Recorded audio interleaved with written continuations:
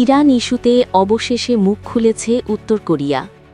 মধ্যপ্রাচ্যে চলমান উত্তেজনার প্রেক্ষাপটে যুক্তরাষ্ট্র ও ইসরায়েলের সামরিক কার্যক্রমের তীব্র নিন্দা জানিয়েছে দেশটি। এক আনুষ্ঠানিক বিবৃতিতে এসব হামলাকে অবৈধ আগ্রাসন এবং আন্তর্জাতিক আইনে স্পষ্ট লঙ্ঘন হিসেবে চিহ্নিত করা হয়েছে।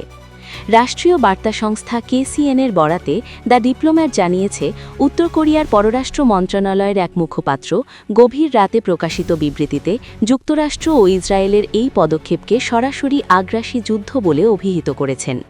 বিবৃতিতে বলা হয়, ইরানের জাতীয় সার্বভৌমত্বের ওপর পরিচালিত এই হামলা আন্তর্জাতিক নীতিমালার পরিপন্থী এবং আঞ্চলিক স্থিতিশীলতার জন্য মারাত্মক হুমকিস্বরূপ।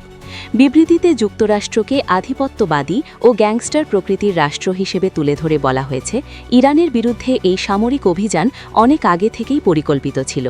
তবে উত্তর কোরিয়া ইরানকে সরাসরি সামরিক সহায়তা প্রদান বা কোনো পাল্টা পদক্ষেপ নেওয়ার কোনো ইঙ্গিত দেয়নি। বিশ্লেষকদের মতে এই কারণেই বিবৃতিটিকে মূলত একটি কূটনৈতিক কৌশল হিসেবে বিবেচনা করা হচ্ছে। হামলার প্রায় ২৪ ঘণ্টা পর ১ মার্চ রাতে KCNA ইংরেজি ও কোরিয়ান উভয় ভাষায় বিবৃতিটি প্রকাশ করে। এতে মধ্যপ্রাচ্যে শান্তি ও স্থিতিশীলতা ফিরিয়ে আনতে আঞ্চলিক দেশগুলো এবং সংশ্লিষ্ট পক্ষগুলোর দায়িত্বশীল ভূমিকার ওপর বিশেষ গুরুত্বারোপ করা হয়। এছাড়া উত্তর কোরিয়া পুনরায় স্পষ্ট করে জানিয়েছে, যুক্তরাষ্ট্র যদি দেশটিকে পারমাণবিক শক্তিধর সার্বভৌম রাষ্ট্র হিসেবে আনুষ্ঠানিকভাবে স্বীকৃতি দেয়, তাহলে আলোচনার টেবিলে বসতে তারা প্রস্তুত। তবে একই সঙ্গে সতর্ক করে দেওয়া হয়েছে যে যুক্তরাষ্ট্রের সামরিক চাপ অব্যাহত থাকলে পরিস্থিতি আরও জটিল ও অনিয়ন্ত্রিত রূপ ধারণ করতে পারে।